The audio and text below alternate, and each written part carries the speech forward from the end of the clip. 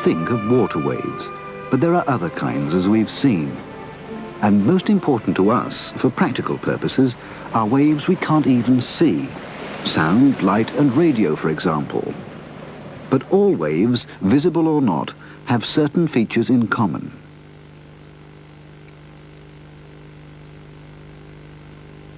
The motion of each swing is like all the others, but each one is slightly out of step with those next to it, so a wave shape moves along the line.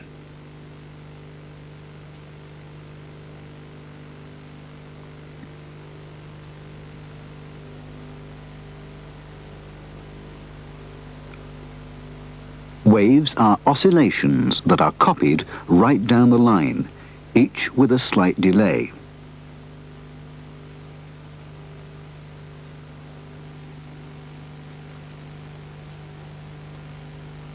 A series of undulations seem to move along the millipede's body.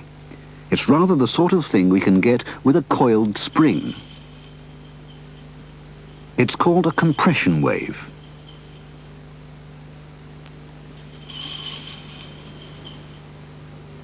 This is a continuous compression wave.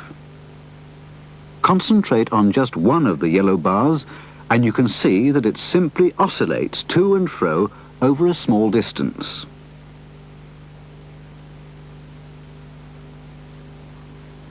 This kind of wave is vital to each one of us, as we'll realize in just a moment. The cone of a loudspeaker.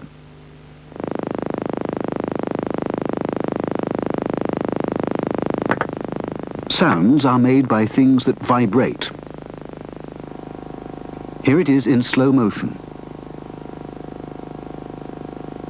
The influence of the vibration is carried through the air to our ears. Inside, the eardrum vibrates in response.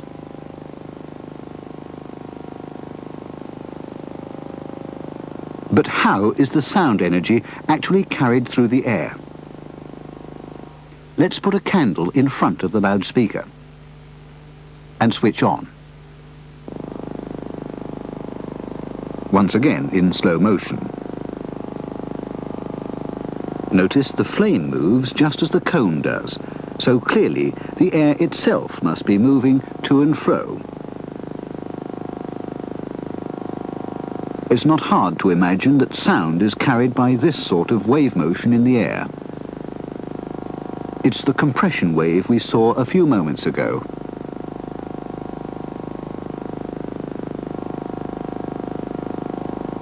All sounds are made by vibrations. A kitten's purr is caused by vibrations of its larynx. We can't see the larynx, the voice box, but we can see an electronic picture of the vibration using an oscilloscope. And this is a vibration picture of the human voice. My voice, in fact. Do, re, mi, fa, sol, la, ti, do. To get a clear idea of how this electronic picture is made, we'll look at a very simple vibration, a tuning fork.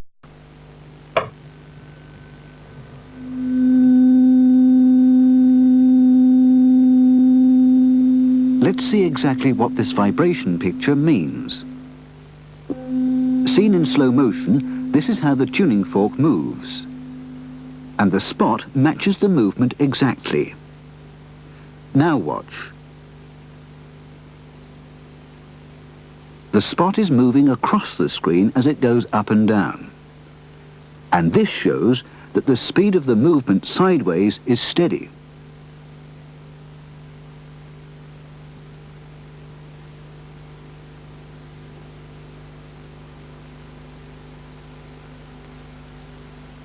This is exactly what happens with an oscilloscope, but much more rapidly.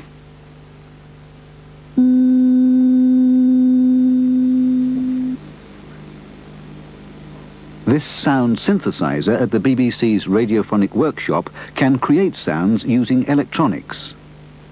The knobs can be set to give any pure tone that's wanted, and any mixture you care to imagine.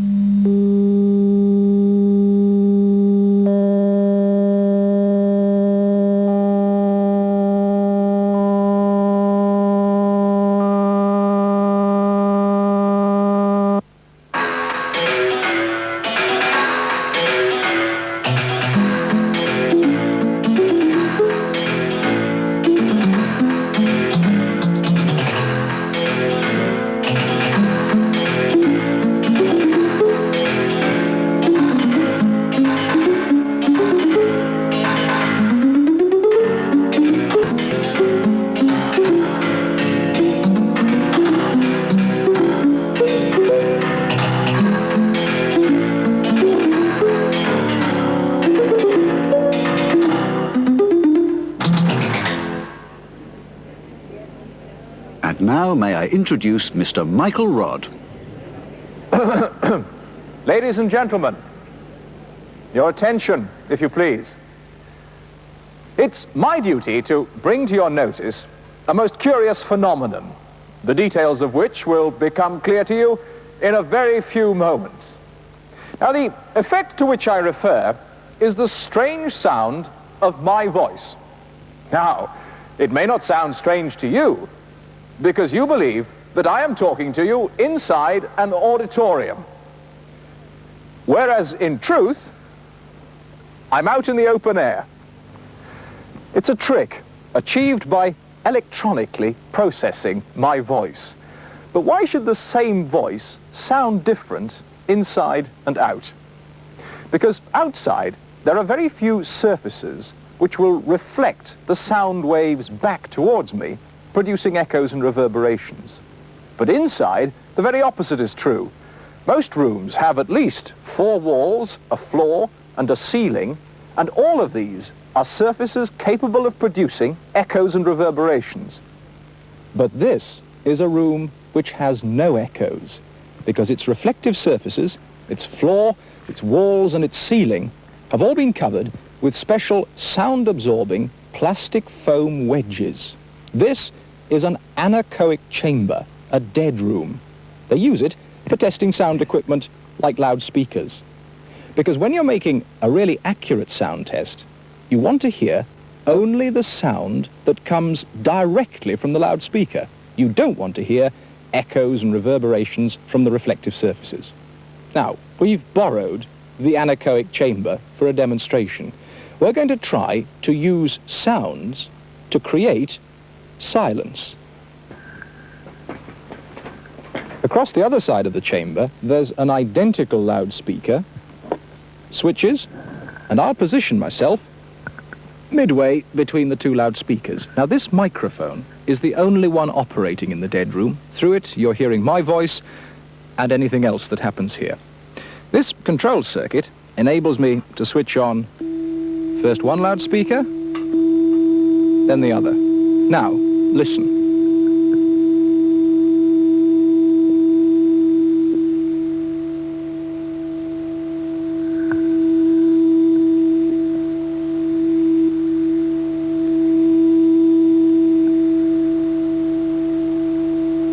Do you hear that quiet patch? Now, the microphone is still working because you're hearing my voice through it, but there is certainly a spot here where the sound almost disappears. Whereas over here, it's comparatively loud. I'll switch off both loudspeakers. Now, I'll try very much the same sort of thing, but this time, I'll start a good deal closer to one of the loudspeakers. Here we are. Switch on. 1, 2. Now, all I'm going to do is walk very slowly towards the other loudspeaker.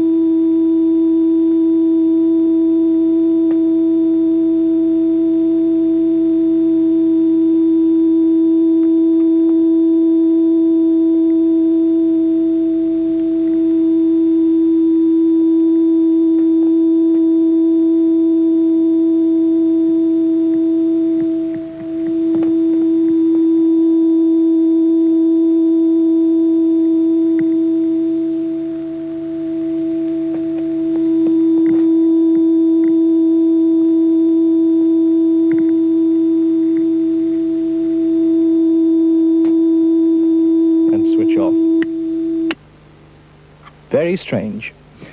All along the path between the 2 loudspeakers, there appear to be loud, quiet sections, and they seem to be regularly spaced out. Absurd. But this is only one of the strange possibilities that exist as a result of sound being sound waves. In certain circumstances, identical sound sources can produce waves which cancel each other out. Let's try and see how such things come about. This is a clue, something you may have seen, a cup of tea that's picking up vibrations. Notice how the circular ripples seem to be almost standing still, an example of what scientists call standing waves. Here's one way they can come about. If waves are sent down a rope in both directions at once, something slightly unusual occasionally results.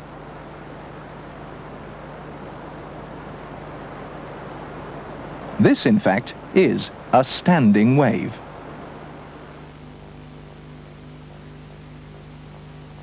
Now, the wave obviously isn't actually standing still, but there are places where there's almost no movement at all, just a sort of swiveling. And if we freeze the picture, we can see that these places are exactly half a wavelength apart.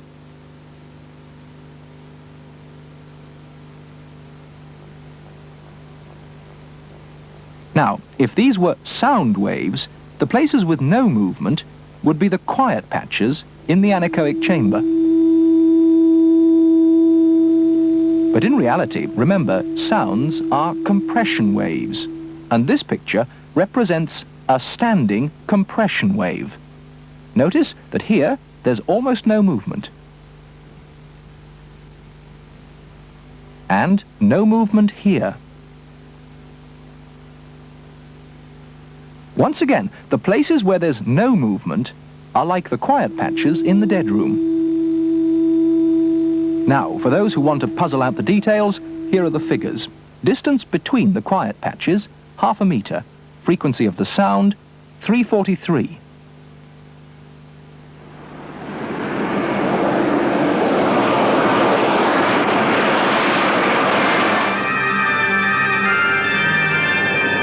I'm driving along the M4 motorway from London to Bristol, and there's something very strange on the radio. There's nothing wrong with the program, but listen for yourself.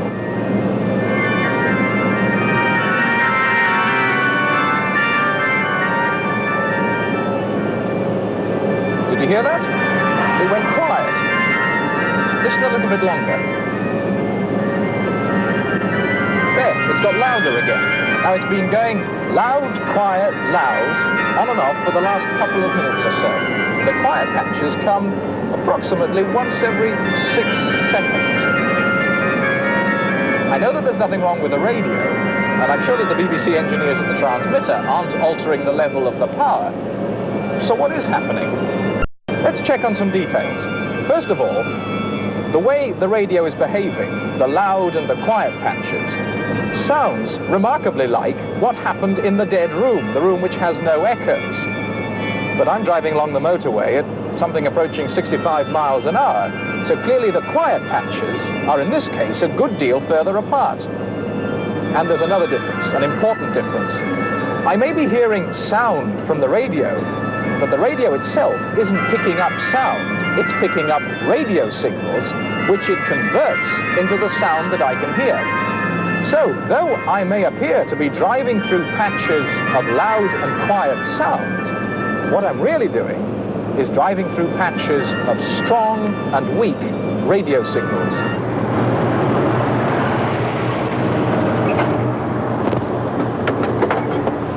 Now, the radio was tuned to BBC Radio 4, and the key to the mystery is this. There are 2 Radio 4 transmitters in the south of England, which I can pick up from here. One of them is close to Bristol, the other one much nearer London. 200 kilometres separate them. But they work rather like the loudspeakers in the dead chamber, even though 200 kilometres are between them rather than just a few metres. Radio waves instead of sound waves. Radio transmitters instead of loudspeakers. 200 kilometres rather than just a few metres. The effect, though, is very similar.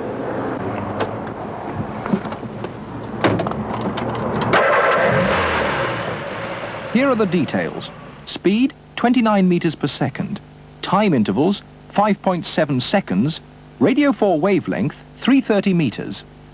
It's easier to go straight across. That was fun. I haven't had any trouble. Okay. One extraordinary thing about radio waves is their speed. Messages from astronauts on the moon take a mere 1¼ seconds to reach us.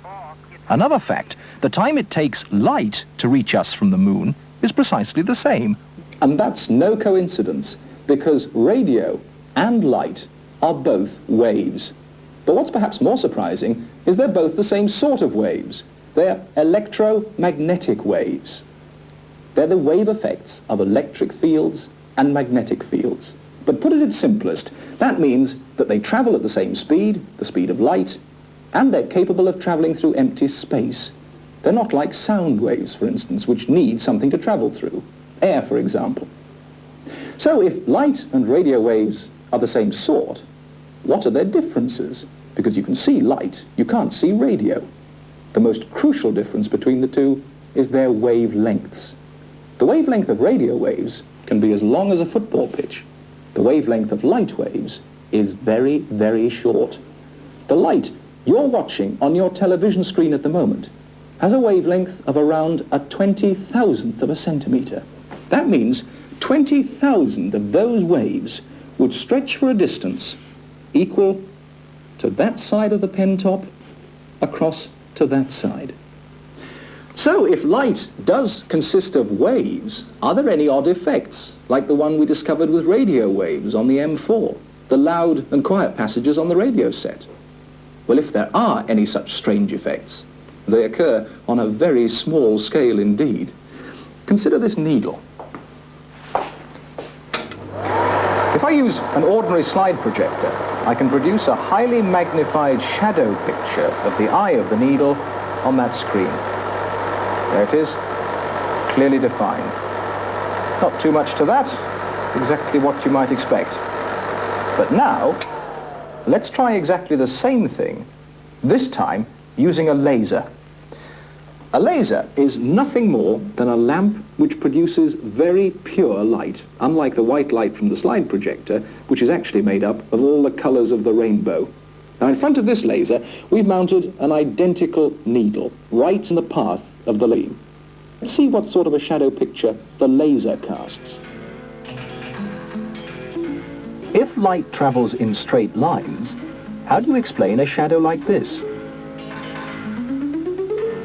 It's because light does consist of minute waves.